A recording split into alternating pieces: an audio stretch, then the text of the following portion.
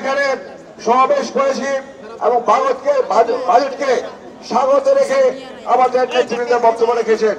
এখন আমরা এখান থেকে আমরা মিছিল 0 পয়েন্ট হয়ে গুলিস্তান স্টেডিয়াম হয়ে আমরা আমাদের দেশ বঙ্গবন্ধুতে শেষ করেছি। আমরা আর বক্তব্য বাড়াবো না।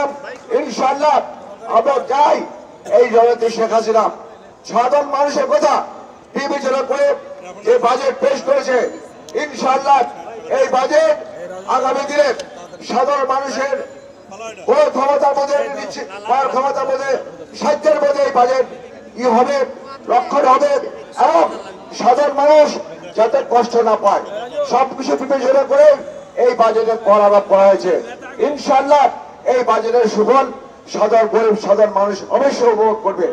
আর আমি বক্তব্য না পারে আমাদের নেতা কর্মীরা যারা এখানে উপস্থিত হয়েছেন সকলকে ধন্যবাদ জানিয়ে মহানগর আওয়ামী লীগের পক্ষ থেকে এবং যারা মিডিয়া ভাইরা এখানে উপস্থিত আছেন সকল প্রিন্ট এবং ইলেকট্রনিক মিডিয়া, প্রিন্ট মিডিয়া সকল ভাইকে ধন্যবাদ জানেন এবং মাননীয় প্রধানমন্ত্রী অর্থমন্ত্রীকে আবারও স্বাগত জানিয়ে আমার বক্তব্য এখানে শেষ করছি। খোদা হাফেজ। জয় বাংলা, জয় বঙ্গবন্ধু।